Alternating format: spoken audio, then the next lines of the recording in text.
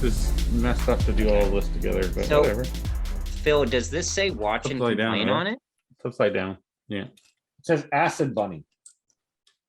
Yeah, you Like- got it. Where did you design these? Because I see 4CI Acid Rabbi. Rabbit. Hold on. Getting all this stuff on. Yeah. Jesus Christ. I feel like I'm in a hazmat suit. I feel like we're in like some weird gang. But Phil, what is Squid this? Game. What is this? I'll tell Rabbit? you once we start. Are we started? Yeah, I said we were starting in 3, 2, Oh, 1, I'm and then I s- hit I'm Why record. don't sorry, you I didn't fucking hear you. listen, Phil? I had Jesus the thing Christ. and I was trying to get this going. So I'm getting this going while we're starting the show. Yeah, it's Thanks. a much Phil's funnier gonna look. opening. Yeah, a lot more that's true. raw. Okay, so these masks, if you can hear me, Yeah. they say acid rabbit. Okay. Acid rabbit. They They're I'm not getting all super use fogged up in my spores. glasses. I can't see shit. They're super Okay. tight. So acid rabbit is the person that I went to for the shirts. Okay. Where is Because that? Kingston? Where are they? Yeah, Acid Rabbit is on all the social medias under Acid Rabbit, as listed here.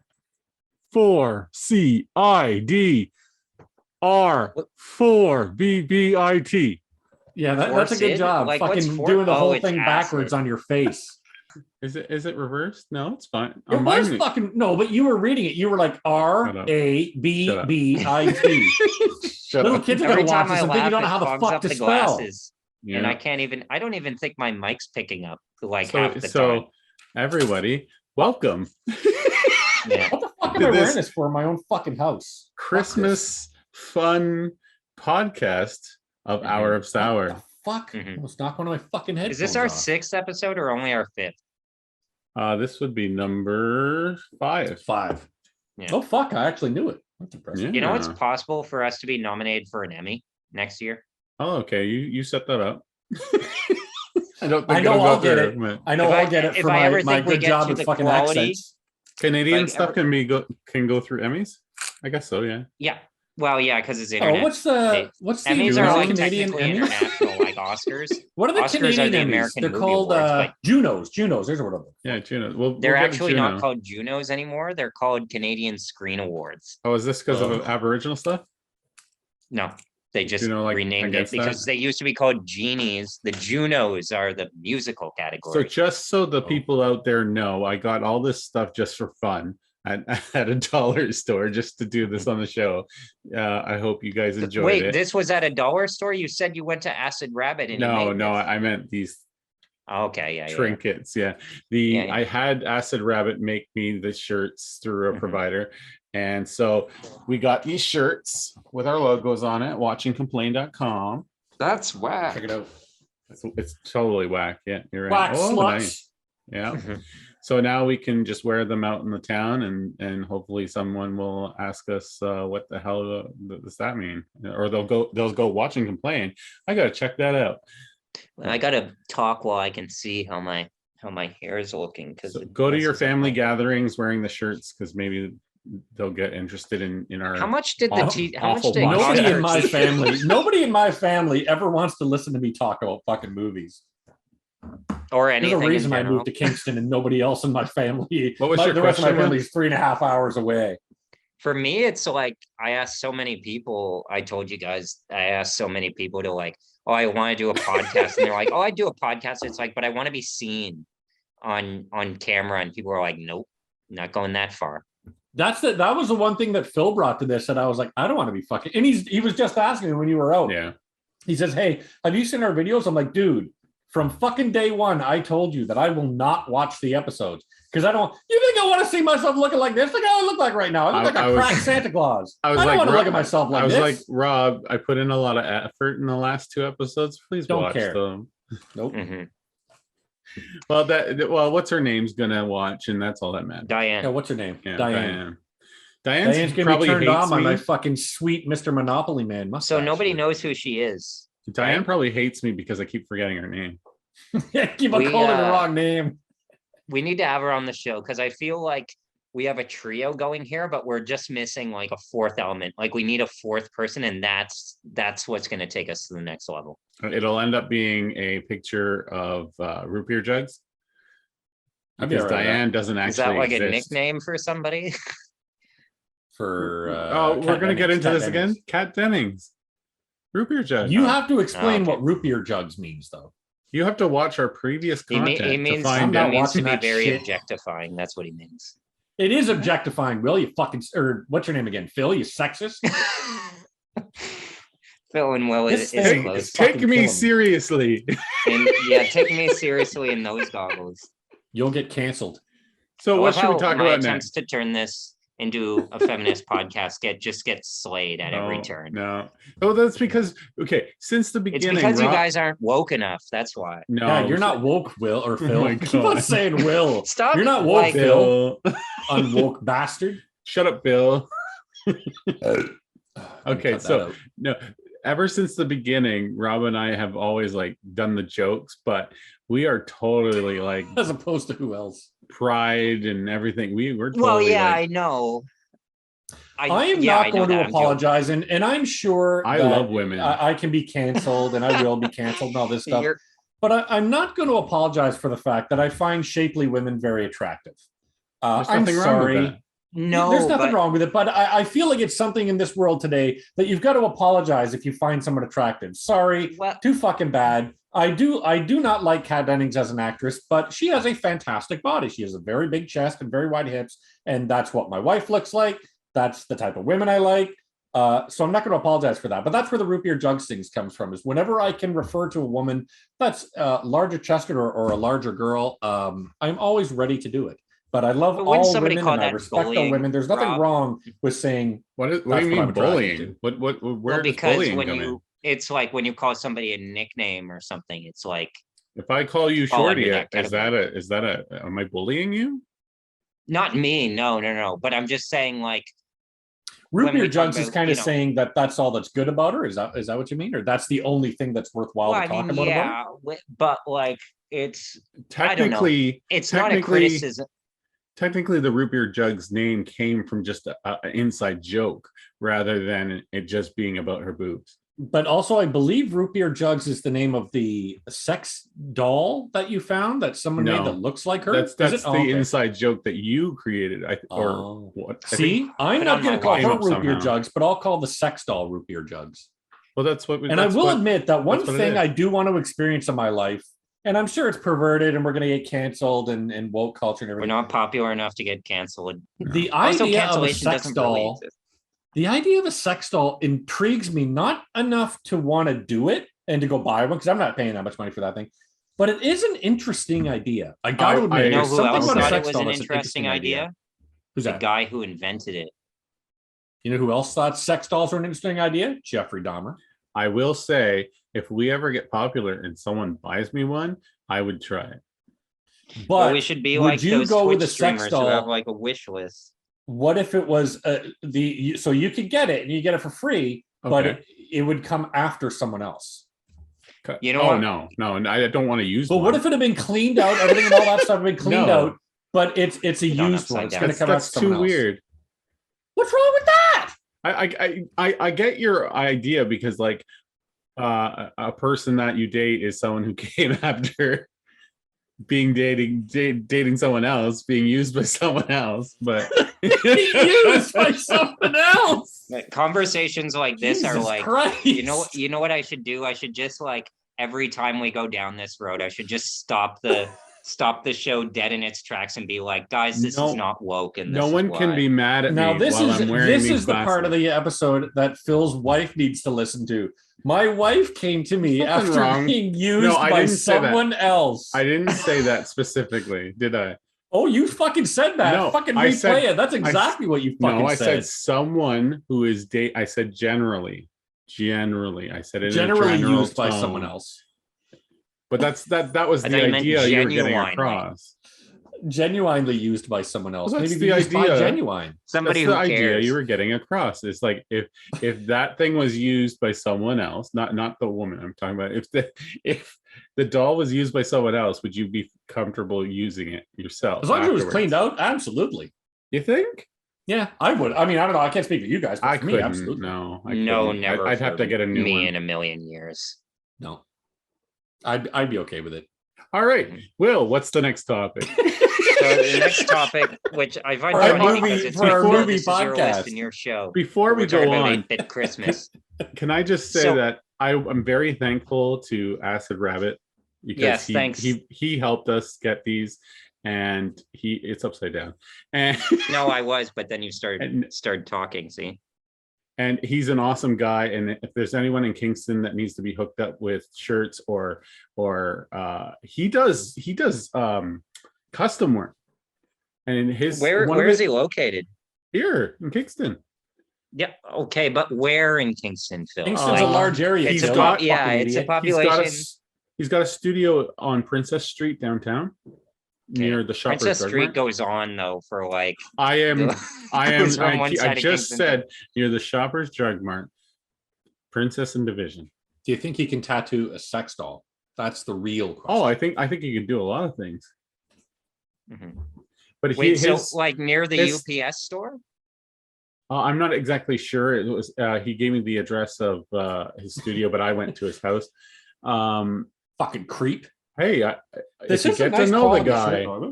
That was a plot point in Station 11. How did you pay for them, Phil? That's the real question. If you went to his house through wrestling, use me like one of your sex dolls. Anyway, he does a lot of like tie-dye stuff. Like he's very into that, and he's done like a lot of designs online that you can check out through his Instagram. It's wonderful. That's how I wanted to get it through him because he knows his shit. And but I thought of a funny joke, but I don't want to say it. Yeah, we're too clean for funny jokes. Yes. So that's 8-Bit Christmas. Yeah, this is a movie that I had to watch because it was on the list, and then I watched it, and then Phil was like, "Oh, I didn't watch it," and then Rob was like, "Fuck no, I didn't watch it," and then it got pushed to a week, and then a week later it got pushed again to another week. Yeah. So, and I didn't even like want to watch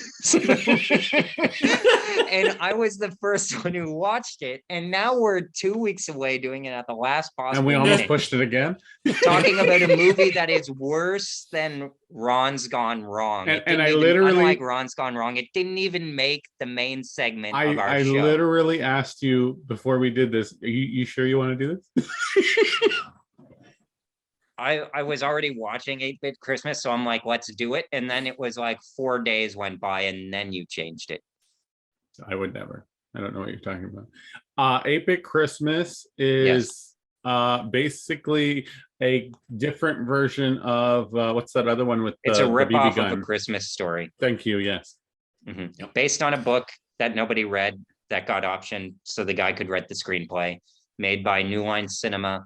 The house that makes the James Wan horror movies, basically, and in its own way a holiday horror. It's like if you thought Jingle All the Way had too much style, let me introduce you to this movie, which is the blandest corporate product movie that I've seen about Nintendo, that also doesn't have the license to any of the Nintendo games. So I've always wanted a Super Nintendo to play Rampage ? Or other games that like nobody's ever heard. That whole scene where it's like, which Nintendo game would you like to play? No, my favorite is they get there and there's like a fucking poster for the Power Glove and a poster for Rampage. I'm like, where's all the Mario stuff? Hello, there's this person with Nintendo named Mario.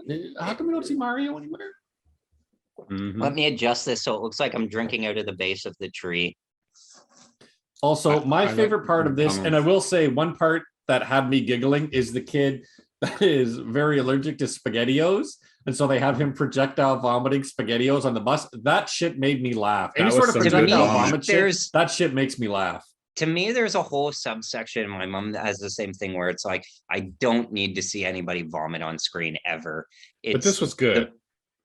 No, it was stupid. A little queasy, but it was good vomit. It's funny. My wife and I have had this same conversation where, and I think it comes from me being into body horror. Because of I'm into a lot of body horror, not doing it obviously, but like watching Rob, Lynch movies. After what we've heard about you, yeah, Rob's a masochist, so you know. That's right, absolutely. That's why I got this hat on because I've shaved my head. I'm so glad that we started this episode with a blow up doll conversation because that just not blow up doll, sex doll. There's a difference. Don't insult sex dolls. We were having a very serious conversation of how we would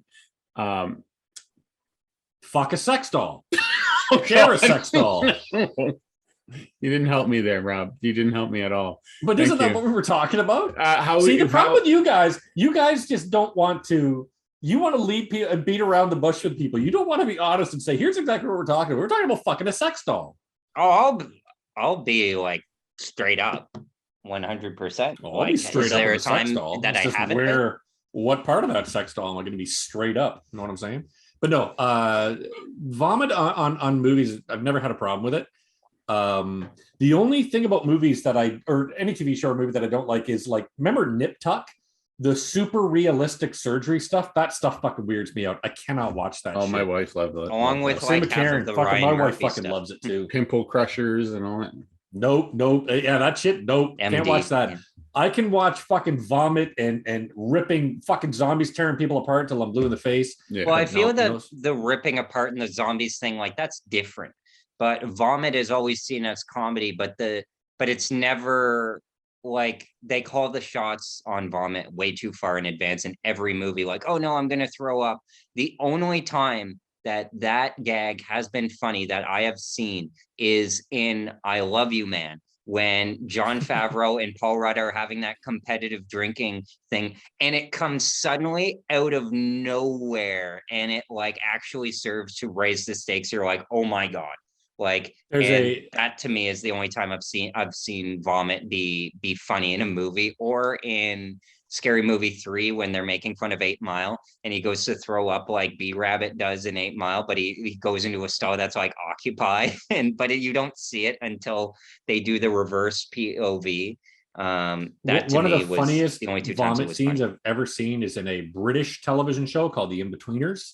That I recommend everybody watch. In-Betweeners is one of the funniest shows I've ever watched in my life. I've seen it. And that scene when they have a series too, right? His name. But there's a movie and a series. There's two movies, I think. And it's scene where he gets really, really drunk and he vomits all over his girlfriend, and then he vomits all over her younger brother.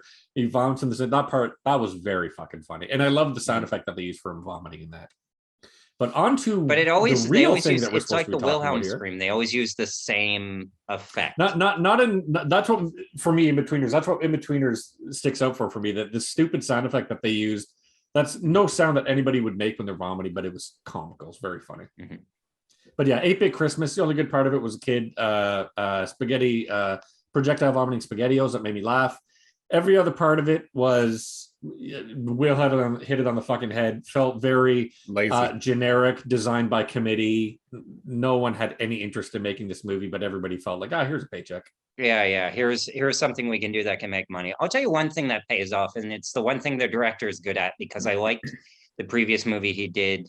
Because the previous movie he did was Stuber, and I didn't even watch that because it was supposed to be so stupid and bad. But the Canadian movie he did with Daniel Radcliffe and Adam Driver, you've seen that clip where Adam Driver is like, I just had sex and I'm about to eat nachos. This is the greatest moment of my life, unless you ruin it by saying whatever you're about to say. And it's basically like a When Harry Met Sally riff, but takes place in Toronto. Mackenzie Davis is also in it.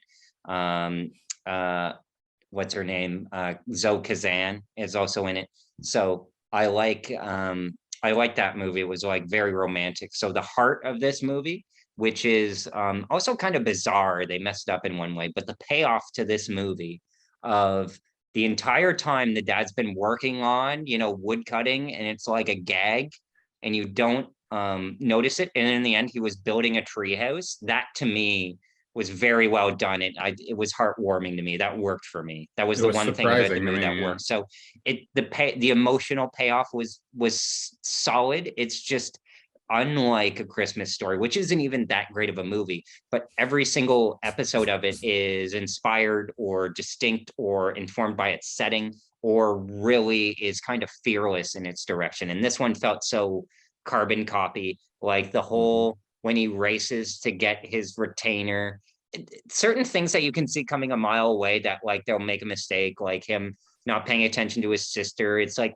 the main kid isn't even that likable. And it was so bothersome to me because there were so many period details of like the rich kid who only lets certain people over at his house and you can only do this and that. There's Doesn't also end up mattering to the story. Too many kids in the friend group.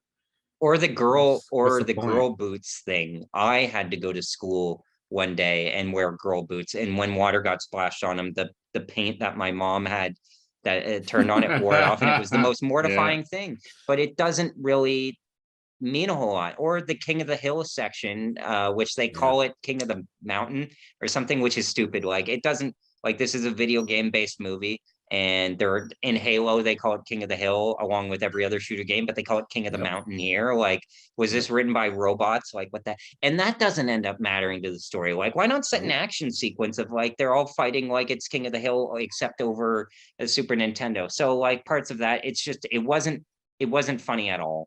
And there was absolutely, you could have taken the framing device out of it completely. Didn't matter. They didn't give the daughter a section at all. They kill the old version of Steve Zahn's character off to make it more poignant, I guess. But it's like if he's Steve Zahn age in the late 1980s, like he died of old age, like 40 years. It was a stretch.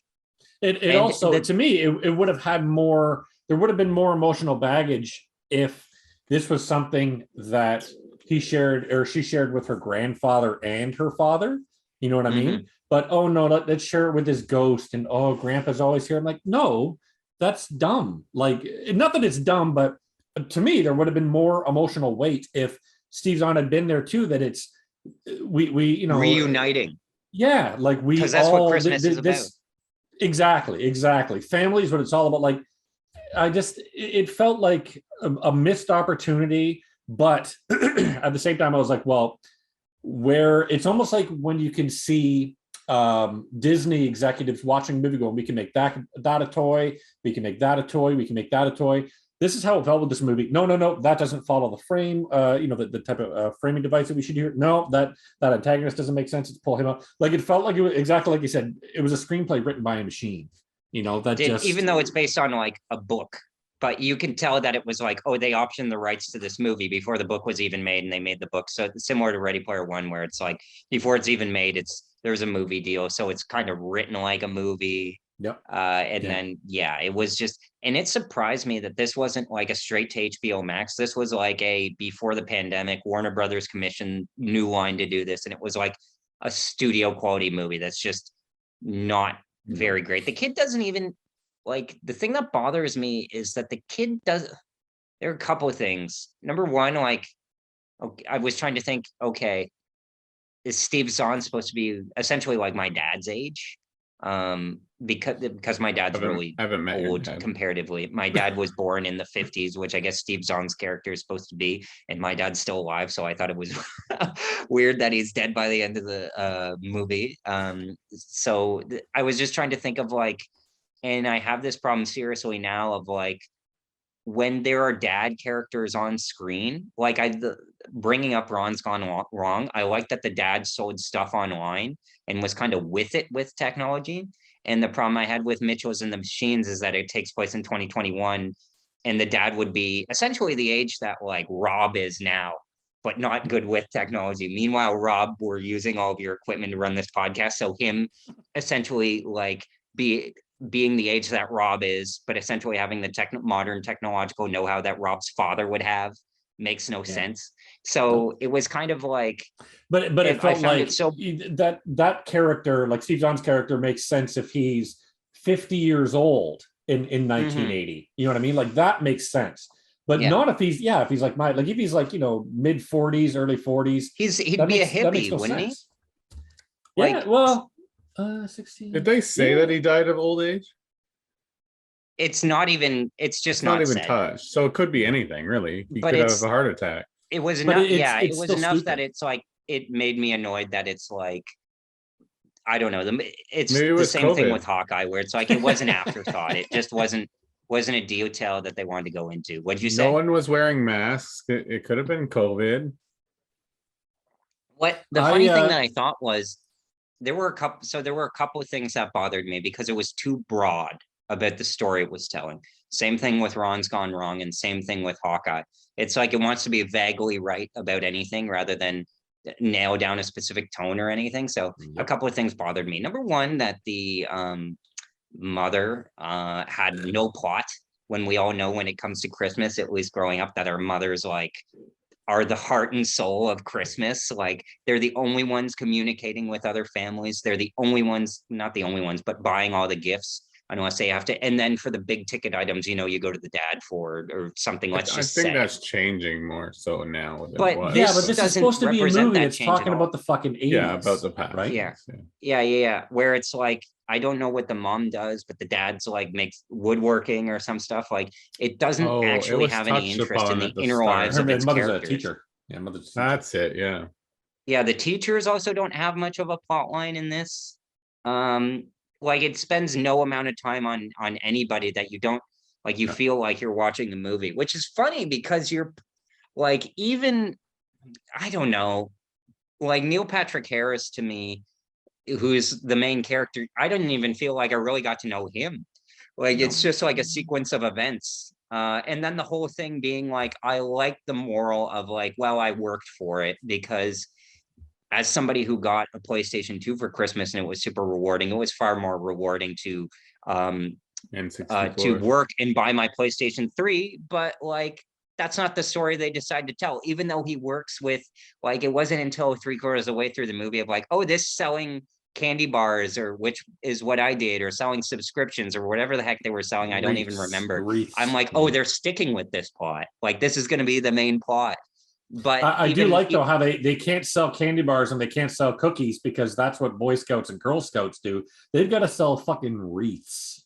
It's like, really? Yeah. Like, you guys are avoiding everything you can avoid for any sort of litigation. You're like, hey, let's sell wreaths. We spent all of our money on just getting that single fucking NES system, for that one shot where him and his daughter are fucking playing on it. Also, not to mention this NES system, again, getting the details, which I know I shouldn't, because it's a movie. That NES system was immaculate, we'll say, for being 40 years yellowish. Old, was no dust, looked fucking beautiful. I've looked it up online, and you can clean those really easily, like with but that would insinuate that it's being clean, because they're going to his parents' house. Maybe his mom's been cleaning it, no problem. No, maybe he has. Also, when they play it, sorry. No, go ahead. Yeah, he has such a love for this Nintendo that he finally got, which was honestly blown off in the in the thing. It's just like, it's not in about the main that plot line where they they go upstairs and they play it for a bit, and then they go back downstairs and talk about other stuff. Great. Like, it's I get the main point, story, but it was dumb. Yeah, it's like, what were we playing back there? It's like, nobody cares. And then he's like, oh yeah, I got that whole other plot line that won't be discussed. You'd think that he would be like, oh my god, this game is the most amazing fucking game, and he wants to play with his daughter and share with his daughter. But no, it doesn't matter. Like, they're not even having much fun playing it. Right? Like, Phil, you've been a parent for long enough that when you're super excited about something that was big when you were a kid, and you're like to your kid, like, oh my god, this is so awesome. We're gonna do this together. It's a big thing. Yeah, he had fucking zero interest to share Nintendo with he did. He was like into it, but it wasn't like he did show his excitement. But So I want to get into the message of the movie, which I'm on board with, which is like, you're not always going to get what you want at Christmas. That's kind of like a harsh, realistic lesson for a movie that's just too soft to handle it. Like, I like how it's like, you're not getting a cell phone. But it's not like because we can't afford one. It's just because I don't want you to get one. I want you to earn it. And it's bait and switch over and over again. And it's like, okay, there's no payoff though. Yeah. Like, the emotional payoff is like, is your family cares about you. But then but he gets nothing for his daughter for Christmas then. Yeah, that didn't go anywhere maybe either. It was like, you get love. I mean, I would have got you a phone, but instead I got you love, and that means more. But his father that's going to be my angle this Christmas with my sons. I'm going to be opening up this $500 Lego set that I got for myself, and I'll be like, boys, you got nothing because I gave you love, and I got this Lego. So fuck off and leave me alone. Don't talk to me for the next 2 weeks while I build this. But I got you love. Do you guys think it would have been better if they were a bit more progressive and had it be like Neil Patrick Harris's character be a girl and have it be a girl's point? Because they show the black girl at the rich kid's house, and it's like, oh yeah, and the girl who also plays video games, even though no other girls played video games at this time except for that one girl. And I'm like, I hope this character is already more interesting than whatever friends that I can't even remember. I was like, oh, that really seems because it made me think what we're in elementary school. I always wondered, like, what did girls play with? I have no idea. I really thought that at the end we would see like these kids growing up and see what they turned into together. Nothing. So this girl that played the video game, it just showed that one thing, and then who cared about her for the rest of the movie? That's right. It's just like that's exactly what I thought. Like, maybe they'll go to her store that she runs and she sells phones and blah blah. Yeah, like it would come along again at the end, but no, it just felt like a fucking movie that was written in a day and a half. I didn't care about the end. Let's do it. It's kind of funny because there's something so similar. Like, they tell the same story in Ron's Gone Wrong. Like, they're pretty much the same story. The kid who's left out in his class and can't get the same thing that everybody else wants, or everyone else wants it. And it's like, it's just, they're weird. I don't know what it is, but like 20 years ago, movies didn't feel like they were designed by committee. Like, yeah, there was Rush Hour 2. But there was like a plot that, like, I watched Rush Hour 2 recently, and I actually thought it held up and was hilarious. So it's like, I don't know what happened to movies recently where it's like everybody forgot how to tell a story, even if it's as stupid as Rush Hour 2. But like, I think the problem is movies now are designed by committee. You know what I mean? Like, it's no longer. They were always, though. Is the thing? It's just you didn't see it as. I don't think so. I think we had people that cared about making movies. And the amount of people now that care about making movies is far, far, far less. Just because they can't get a movie made that they could 20 years ago or 30 years ago. That can't happen anymore unless it's got an IPO and unless it's got guaranteed to make money. They won't do it.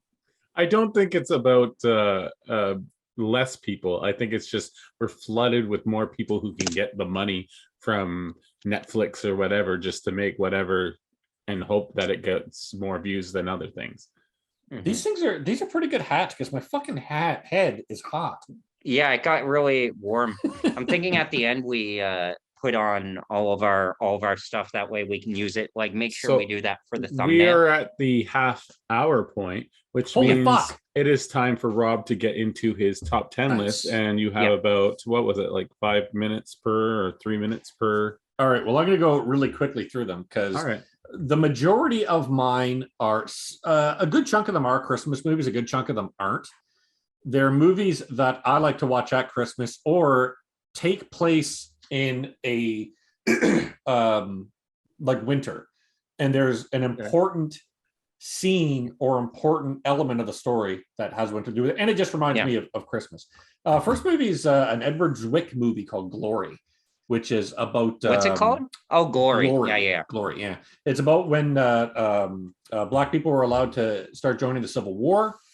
And there's a great, and for some reason this scene always stands out to me whenever I think of this movie.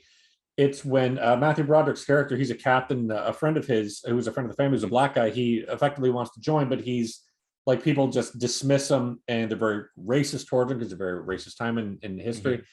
But it's a great scene where he comes up to him and Matthew Broderick is like, kind of, what do you want? And he's like, I wanted to say Merry Christmas, Robert.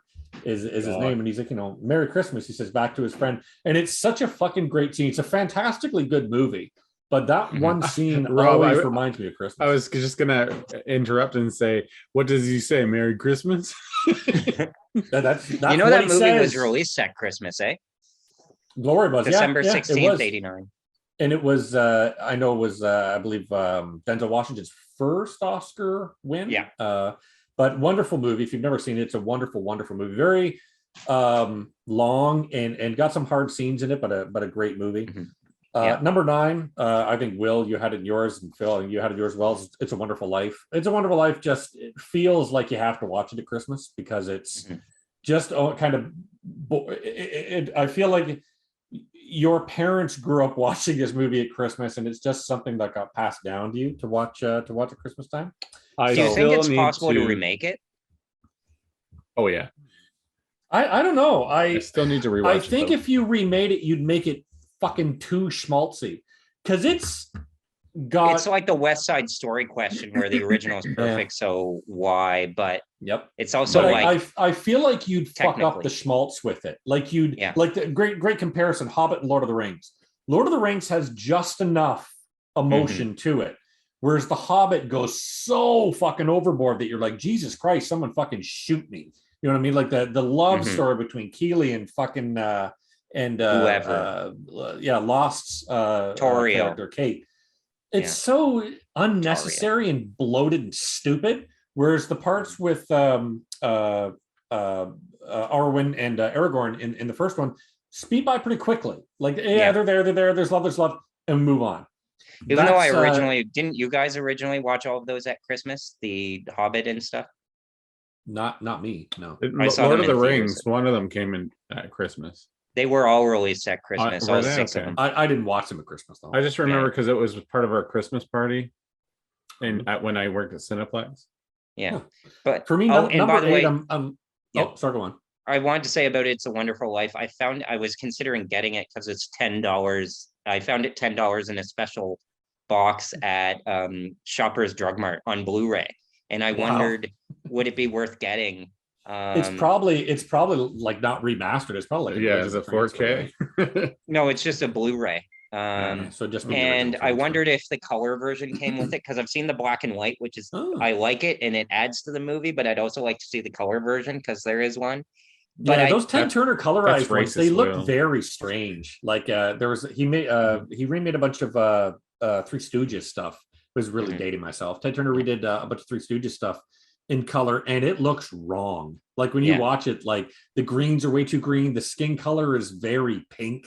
They just look weird. But it is a Christmassy movie, right? So it kind of, I wonder if that kind of fits. But what's your number 8?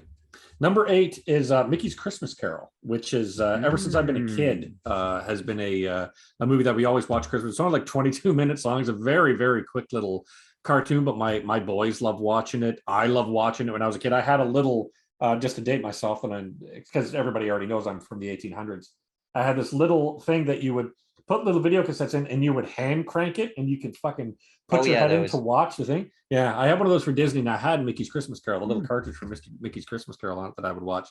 Number 7 is a movie that it's one of those movies that takes place at Christmas but isn't a Christmas movie. And I like it for a weird reason. It's called The Ref. It's a Dennis Leary movie where he has to break on my list to watch. Yeah. The reason I like it very much. The reason I like it very much is it stars Dennis Leary doing his best impersonation of Bill Hicks. Because if anybody knows Dennis Leary, he stole his entire act from a very, very funny comedian, just a fantastically good comedian in the tradition of Lenny Bruce named Bill Hicks. Bill Hicks unfortunately died of cancer, but he was an incredibly funny and spot-on comedian. And Dennis Leary stole his entire act.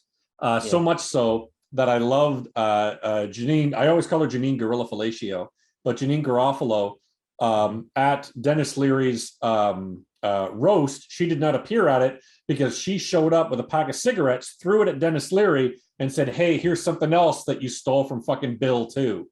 And so they cut her whole part out of it because she basically fucking said, "Hey, you're an asshole for stealing Bill Hicks's fucking thing when he was not even dead in the ground." But The Ref is a wonderfully funny. Reminds me of Bill Hicks, has some great fucking jokes in it that if you've never seen it, I really recommend it. It's fucking really funny. Number 6 is Batman Returns. It's my favorite of the original Batman movies. Oh yeah. I rewatched that this year. No, not even rewatched it. I think I watched it for the first time. The 4K of it came out, and it looks fucking gorgeous, man. When you're watching that end scene with all the end third act of the movie with all the penguins and shit, that 4K third act is fucking gorgeous. So, and that's just a movie. Ever since I was a kid, man, it was funny because there were so many people. Batman came out, loved Batman, and I love Batman, and then Batman Returns came out, and you could see so many people that didn't get Tim Burton's weird fucking sense of humor that they were like, this movie's fucking odd. Like, why is all this black sewage shit coming out of the penguin's mouth? I'm like, this is fantastic. I love this. Visually, this is so over the top. A great movie. It is. It is back, and I always use this example whenever I'm talking to people about Tim Burton, because Tim Burton created for me my first in theater cinematic failure of this is terrible, and I'm sad because it's terrible. And that was his absolutely abysmal remake of Planet of the Apes. But Tim Burton was awesome. When's the last time you saw Batman Returns? The last time I saw it earlier this year, because I watched the 4K version. Because I watched it on Blu-ray this year, and it wasn't it, bro. Like I didn't. No, I did not. The great thing about Batman Returns, and then again with Edward Scissorhands and a couple of others, is that's Tim Burton before he started doing Tim Burton movies. Once Tim Burton became known for being Tim Burton, all of his movies, like those absolutely terrible Alice in Wonderland movies, post Ed Wood, basically. Once I think Ed Wood was the last one, because Ed Wood I believe was 95, and then he did Mars Attacks. Mars Attacks is where it starts going wrong. It's a fun movie, but it's where it starts going wrong, where he starts being Tim Burton. And I wish he would avoid doing Tim Burton movies and just do movies like Beetlejuice, movies like Batman, movies like Ed Wood, where he cared about the characters. And I feel like his new movies he doesn't. But back to my list, Batman Returns, fucking love it. It's my favorite. Of the originals, my favorite of the Batman movies. I'm into like the Snyder cut. So fuck you and your Snyder cut. Okay, Where's the Christmas part of the Snyder cut? And the Tim Burton Batman movies fucking sucks. Wake up, you adult children. Those aren't good stories. No, they are fun, but you know what's not a good story is anything done by fucking Zack Snyder. Number 5 is Bad Santa. I like it because it's so mean. I love mean-spirited. I always root for the bad guy. I think you guys have known enough from when I'm watching movies. I love to root for the bad guy, and he is such a mean-spirited person. I fell in love with that character as soon as I saw it. And it's an adequate movie. It's not a very good movie, but it's Billy Bob Thornton is. I'm one of those people that thinks Billy Bob Thornton is an extremely talented actor. I think so too.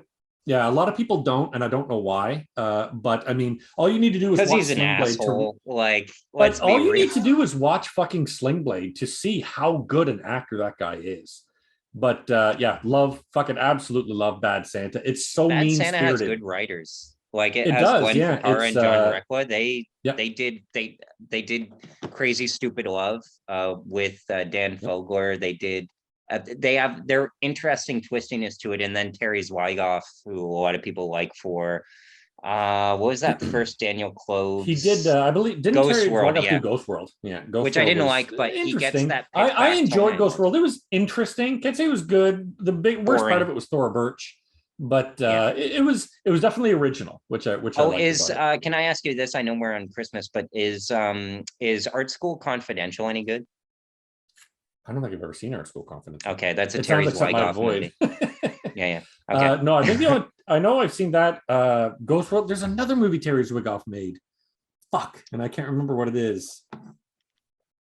If you want to look it up, I'll remember it as soon as you say it. But I know he made Ghost World. I know he made Bad Santa. There was something else from Ghost World, Bad Santa, Art School Confidential, Building Prospects, which was an Amazon pilot that never got picked up. 2 documentaries, Louie Bluey, and he made a documentary on was it Harry Crumb? Crumb, 1995. Yep. That was interesting because Harry Crumb was it Robert Crumb? I think I can't remember. Yep. But he made some really weird, really weird cartoons. Yeah. What's next? Next for me is Gremlins. I'm surprised And nobody else brought up I have to Gremlins. watch that on assignment. Yeah, love Gremlins. Gremlins is, again, I love how mean spirited the Gremlins are. They're very cruel, and cruelty and Christmas for me go hand in hand. So yeah, love the Gremlins movie. Can't say I enjoy the second one because it's Joe Dante's version of "fuck you." I'm gonna do whatever the fuck I want, which is funny. Returns. What's that? Of Batman, because Batman Returns to me is the response to Batman of like Tim Burton saying, "I want more of me in this picture." And that's I what think was why the one I love before fucking Batman Gremlins? Returns. Sorry, the one before Gremlins was Bad Santa. Oh right, yeah, Bad Santa. Sorry. But then yeah, Gremlins number 3 is a very personal to me because when my wife and I first started dating, that first Christmas, I said, yeah, I'm not going to see my family. My dad's got, his new family he's doing his thing with. My sister had just had her first child, so my dad was doing stuff with her. My mom and I really didn't speak very much. My sister was doing something else. My brother was doing something else. So Karen went off with her family, and I said, I'm just going to stay at home. So she gave me my present a day early, and she gave me all 3 Godfather movies. And so now something that's become a Christmas tradition just for myself. If someone else wants to be part of it, that's great. But I usually do it just for myself. I'll watch all 3 Godfather movies. Recently this year, I changed it to Godfather Coda, which was a tiny bit of a change. Yeah, tiny bit of a change from the original. Much for the better. That the opening of Godfather Coda is so superior to the original Godfather 3, but not much else of it changes. The original opening doesn't get the vibe of the story right, because the original opening shows that the Corleone estate is kind of run down. It has so many shots of like leaves all through the pool. Nobody's cleaning the place anymore. Corleone can't afford to keep the upkeep of the house. And then it goes into also how he's a millionaire and he's working with the Vatican. And you're like, that whole scene in the starting, it says that you're fucking broke because you don't care about taking care of your place. But now you're a millionaire. That makes no fucking sense. And that's one of the first places where that movie goes really off the rails. And then the coda begins at the Vatican, isn't it? The coda begins with him, yeah, talking to the Monsignor, I believe. I can't remember what they're called. They're all kind of designed by the Monsignor Pruitt.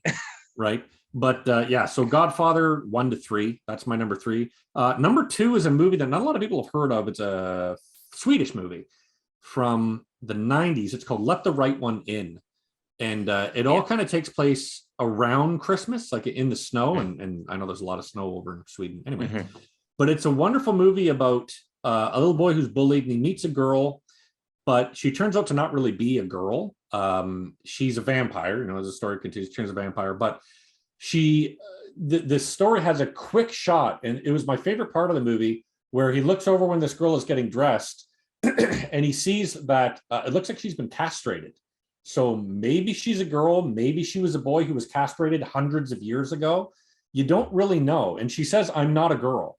She tells him, when he says, you're a girl and I like you, that way, she goes, I'm not a girl.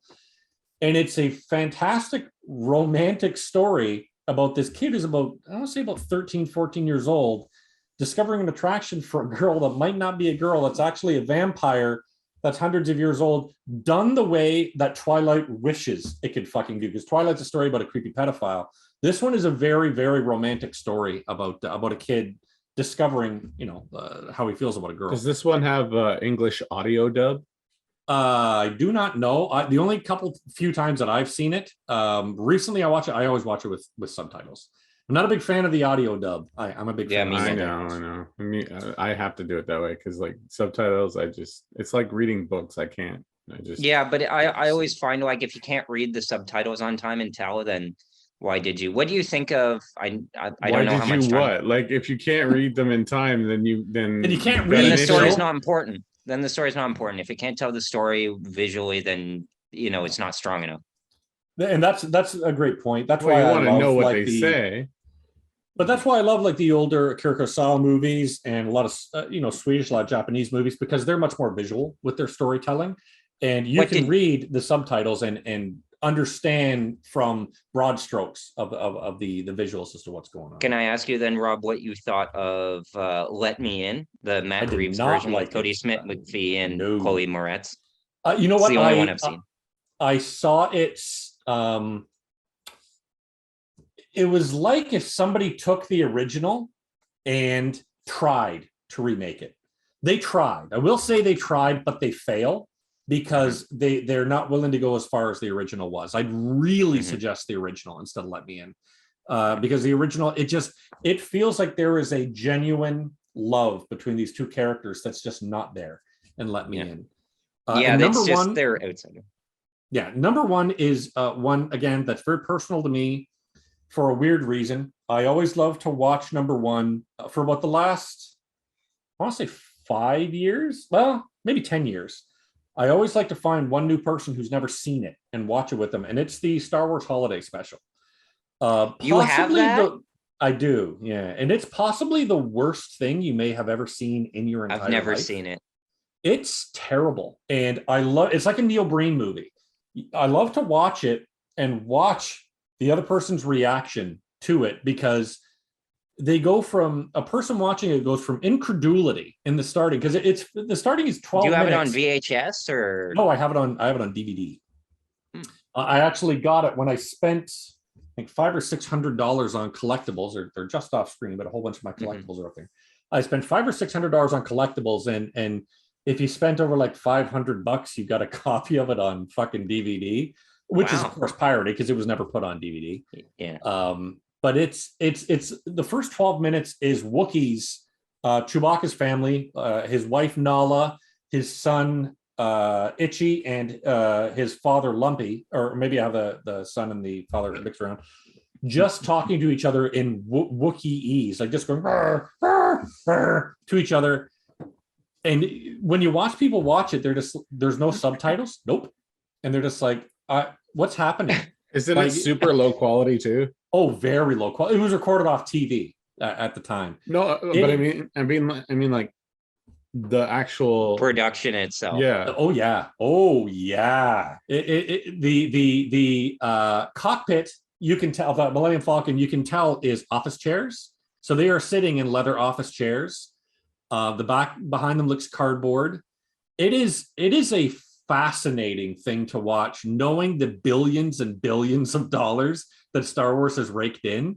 It's a fascinating thing to watch, to see that.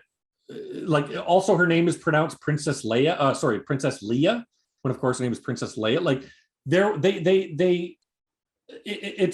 there's really no way I can describe it outside of, you have to watch it. Also, one of the funniest things about it is Carrie Fisher, who is known to have a drug problem. She is so high throughout this movie. Her pupils take up almost her entire fucking eyeball. Like, and she is like, she is so high, like so high. And she's trying to speak her lines, but she's like, "Oh, Nala, I didn't think we'd hear from you today." She's so high.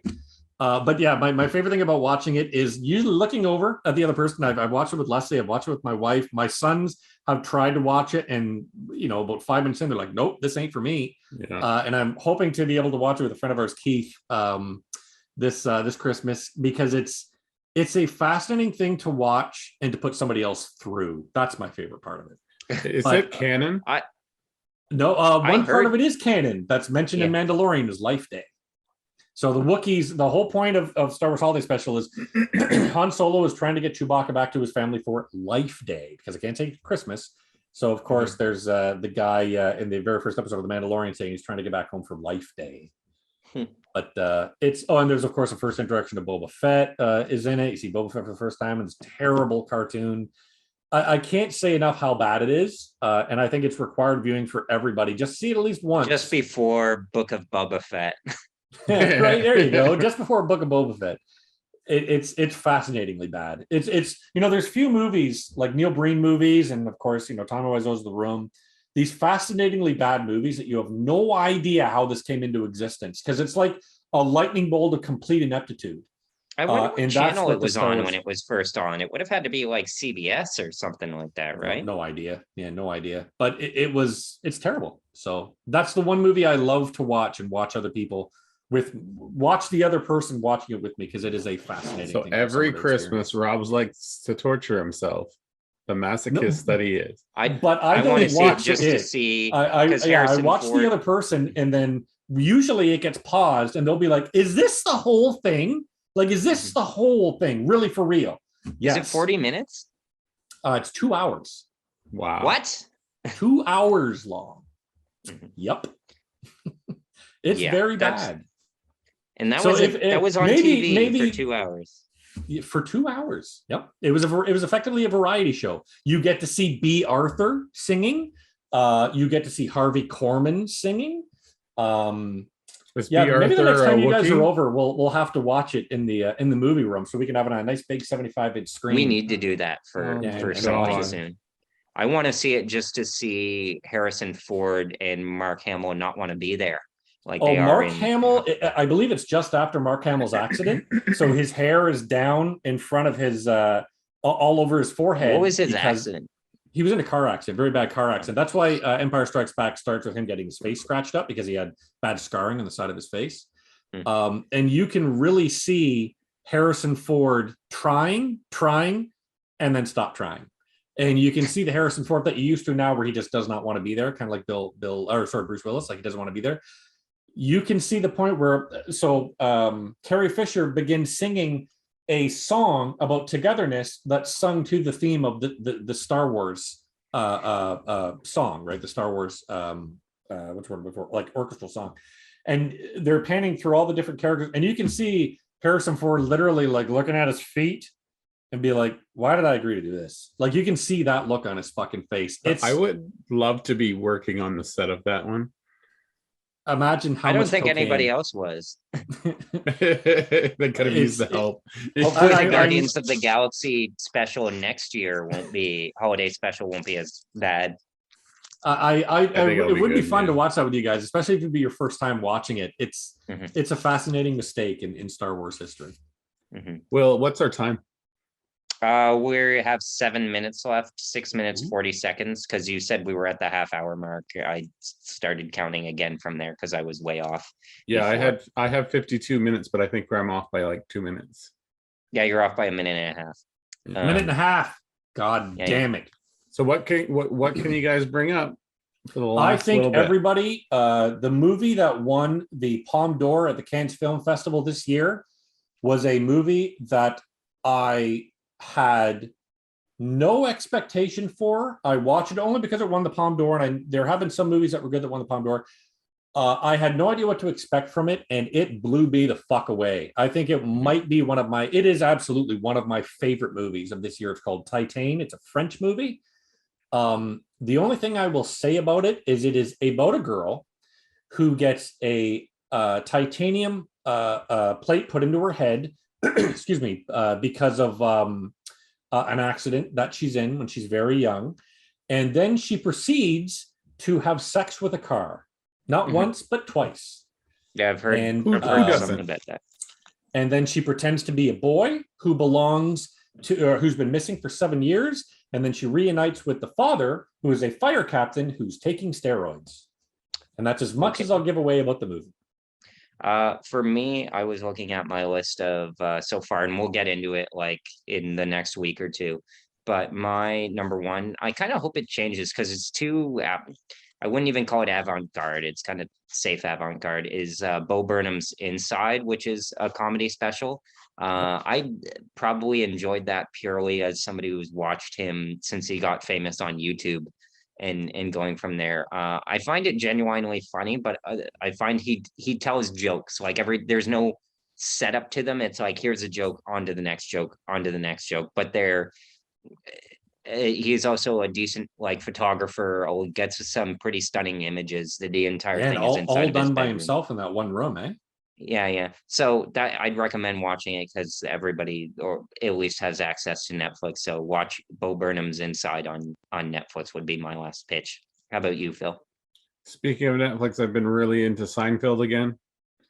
I watched the whole thing previously. Do you find that it looks washed out? Like I've heard a lot of people saying that it looks really washed out. The problem is compared was on Hulu. I think it looks great, but like they definitely did that whole treatment where they put it in 16:9 by taking original footage. Okay. So some of it comes out bad because some of it was zoomed in before. Oh, I see. So they're taking the 4:3, making 16:9, which automatically zooms in. So you're zooming in on some zoomed in stuff. So it automatically will look more washed out in some of the scenes. That's Do any of the basically what jokes they're not talking land about. because of that? No. Mhm. No, Because I everything's like pretty much the Friends and same. I like the X-Files, their transfers to 16:9. I don't know how they do Buffy it is exactly. great in 16:9. What is? I think it was Buffy. Was it Buffy that went 16:9 for I don't. one of the first I've ones? never seen Buffy the Vampire Slayer. I'm not Me really. neither. Okay. Yeah, I think it was watched an Buffy episode that of it. went 16:9, and I think that was one of the first treatments they did, and it looked great. So The one show that I wish would go to 16:9 that they somehow do a transfer of is The Shield with Michael Chiklis, because I watched the first season never and I watched enjoyed it. the show a lot. I've heard a lot of good stuff about it. So It's pretty great, and you don't need to know anything going in, just go in and enjoy it. But yeah, I've never watched Buffy, and I find it hilarious that the people shitting on Joss Whedon now are it's like the J.K. Rowling thing of like the big Harry Potter fans who become so disillusioned that the person who created the thing that they love their whole life is an a-hole. And it's just I'm happy. It's a Christmas miracle that hasn't happened to my fandom for anything, right, guys? well, yeah. Well, why would you like that? Like, It's just kind of funny honestly, because it's like there's validation and knowing in a small way that something that I did not devote my time to is retroactively ruined somehow. well, then So I someone don't could feel say like that I'm about missing it. something you like, and then it makes no Well, like it's silly do. because you don't have People anything to love to back it up. say.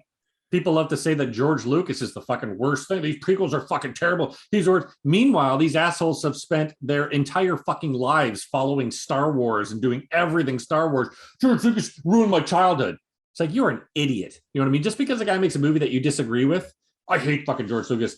The only difference Well, that's is not George what happened Lucas, with Joss Whedon. that's what I was going to say. The difference is, But it's the same people who are like, Yeah. oh, this is who find everything problematic that we need to unpack are the same people who loved Buffy the Vampire Slayer growing up and feel the need to discuss it or that it's somehow ruined. Personally, I don't think somebody's being an asshole, even behind the scenes. If the final product is whatever, you can choose not to focus on them as a person. But the same people who criticize Agreed. how people are behind the scenes, like it affects the product that they're watching, are the same people who loved Buffy growing up, or the same people that are obsessed with Harry Potter, who think that, oh, now I can't enjoy this thing because the creator isn't a person who I agree with. And that's what makes me laugh. Okay, I've never I got understood those people that are like, I think J.K. Rowling is human garbage. As a human being, she's human garbage. But this universe that Get she ready put to together, go back to Hogwarts with that reunion coming a up. lot of people fucking love it. I was never on board the Harry Potter bandwagon, but I know people who fucking love it, and that's great. Like, I'll never fault them for it. But J.K. Rowling is trash. She's a trash person. Joss Whedon, we've heard, is not a very nice person, but that what? I'm sorry, Rob, but we need to continue this conversation another time because we're done. Damn it, Phil. Hour of Sour is up in 30 seconds. So outro the show, Will. Do it. Okay. Watchandcomplain.com, filmgamer.com. Merry Christmas, everybody. Ooh, I'm gonna have us all put on our glasses. I don't care if we go over by like a minute or a second, but everybody put on all the gear. Maybe we can. I gotta put mine on top of my glasses. Acid Rabbit. I'll put a little thing on the screen. Is it on the right way? Yeah, that's right. And then I need to, weirdly, I have to be the nose poking. No, I don't, because I can do that, but then I'm also Rudolph, but my nose is covered. Oh, I'd hate myself if I was like that. How's that look? That and good. Perfect. Perfect, Rob. That's really guys. great. We nailed it. Hour of Sour. Watchingcomplain.com. Yeah. I can't see anything.